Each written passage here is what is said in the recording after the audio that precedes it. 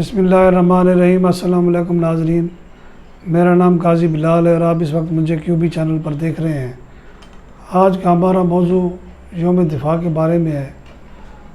اور ہم پاکستان کی بہادر فوج کے کارناموں پر تھوڑی روشنی ڈالیں گے اور یہ بتائیں گے کہ فوج تنہا کچھ نہیں کر سکتی، بلکہ اس کے ساتھ عوام کا ہونا بھی بہت ضروری ہے۔ 65 کی جنگ میں سیالکوٹ سیکٹر پر بھارتی فوجیوں کے حملے نے ایک دفعہ پاکستان کو ہلا کے رکھ دیا، کیونکہ پاکستان اس وقت انتہائی کمزور معاشی اور دفاعی طور پر بہت کمزور تھا، لیکن وہاں کی عوام نے اپنے ساتھ بم باندھ کر بھارتی ٹینکوں کے آگے لیٹ گئے اور بھارتی فوج اتنی خوفزدہ ہوئی کہ وہ آگے تک آنے کے باوجود پیچھے بھاگنے پر مجبور ہو گئی۔ پچھلے اگر دیکھا جائے تو ایسے تاریخی کئی واقعات بھرے پڑے ہیں جس میں پاک فوج کے جوانوں نے دلیری کا مظاہرہ کیا۔ خاص طور پر MM عالم جو ہمارے دنیا کے بہترین پائلٹ سمجھے جاتے ہیں، انہوں نے ایک ہی بار میں 7 بھارتی طیارے گرائے۔ اس کے علاوہ عزیز بھٹی شہید، جنرل طفیر، جنرل سرور، ان کے اگر نام نہ لیے جائیں، راشد منہاس، تو یہ بڑی زیادتی ہوگی۔ ان کے کارنامے ہماری تاریخ میں بھرے پڑے ہیں اور ضرورت اس امر کی ہے کہ ہم ان کارناموں کو صرف پڑھنے تک نہ رکھیں، بلکہ ان کے افکار اور ان کی جو جرأت ہے اس سے سبق سیکھیں۔ اس وقت ہماری فوج 100 گنا جو ہے وہ طاقتور ہے پہلے کی نسبت، اور دنیا کی بہترین فوج میں اس کا شمار ہوتا ہے۔ ضرورت اس امر کی ہے کہ پاک فوج اپنے سرحدوں کو مزید مضبوط کرے اور یہ آئے روز جو چوروں کی طرح حملے کیے جاتے ہیں ان کا سدباب کیا جائے، اور جو ملک دشمن باہر بیٹھے ہیں، انڈیا ہو گیا، امریکہ ہو گیا، یا پھر اسرائیل جو ہے، اس نے کبھی پاکستان کو تسلیم نہیں کی۔ یہ سارے مل کر پاکستان فوج کو صرف اور صرف کمزور کرنا چاہتے ہیں اور انشاءاللہ یہ کبھی کمزور نہیں کر پائیں گے۔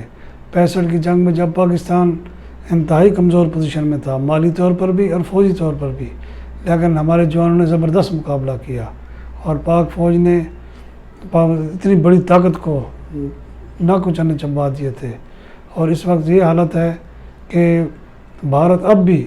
ہماری فوج سے خوف زدہ ہے۔ ایک تو واقعات آپ کو بتاؤں گا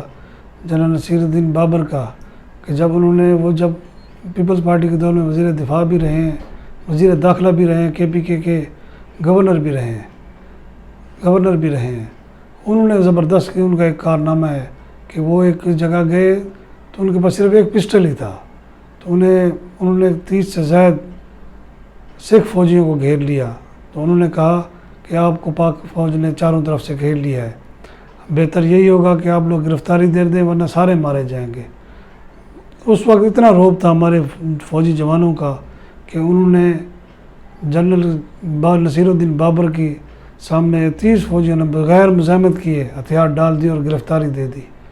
یہ اللہ کی طرف سے کرم ہے۔ بھارت تو یہ سمجھتا تھا کہ پاکستان ایک ترنے والا ہے،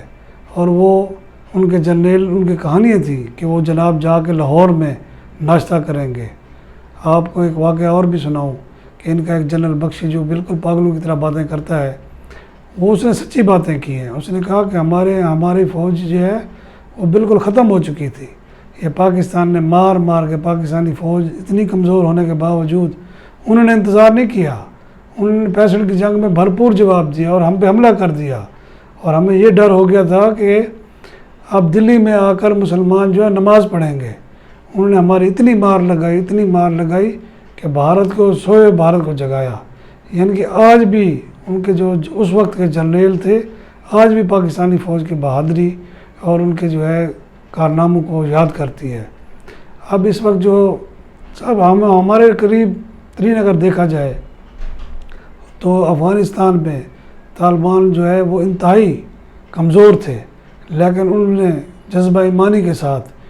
دنیا کی بہترین فوج کو شکست دی، اور دنیا کی صرف بہترین فوج نہیں بلکہ 40-50 ممالک کی فوج کو شکست دی، اور وہ بھاگنے پر مجبور ہو گئے۔ اصل میں بات یہ ہے کہ نیت آپ کی صاف ہو، اللہ پر ایمان ہو، اور نیت صاف ہونا سب سے زیادہ ضروری ہے، لالچ نہیں ہونی چاہیے۔ ہماری فوج اس وقت 100 گنا 65 کی جنگ سے جو فوج تھی اس سے زیادہ ہتھیاروں سے لیس ہے، جدید ہتھیاروں سے،